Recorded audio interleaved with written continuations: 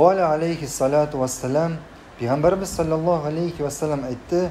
Allahümme mettiğni bisem'i ve basari vec'alhuma varisa minni vansurni ala men zalemani ve huz minhu bisa'ri. Ya Allah, mina işitu hem kuru selatimden lezzet alını bir hem alarının minde uzak vakit buluğu nasip et.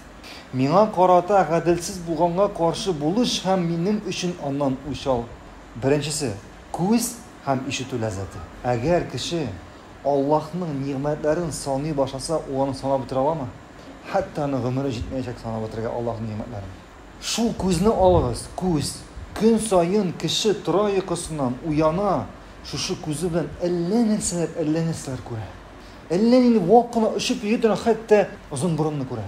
Elle koyan, kurşu iden iştirgen tavuşunu işite. Hem bizning için bu hadi nese. Biz ona iyileştik Allah'ın bu nimetine. Hem biz ona ihtibar etmiyoruz. Biz Allah'ın şu nimetleri için Allah'a rahmet bildirmiyoruz. Allah'tan soramıyoruz, Allah bize şu nimetlerini sağlayıp kaldırsın diye. Bugün günde köpme kişi var kurmayın. Köpme kişi var işitmeyin. Eğer şu kurmayı turan kişiye etsen, bütün malını bilersen mi deyip gözünü kaytarsan, olan hiç şeksiz bilecek. Olanı bütün malın hatta iyinde bilecek, tıra iyinde bilecek eğer ana gözün kaytarsalar. Gözün, işittiği sıratını kaytarsalar. Biz kuremiz, iştemiz, lakin Allah'a rahmet bildirmeyiz. Bu gadi nerse? Göz var, kavak var, anladınız mı? Peygamberimiz nerseden sığınatıran bulan?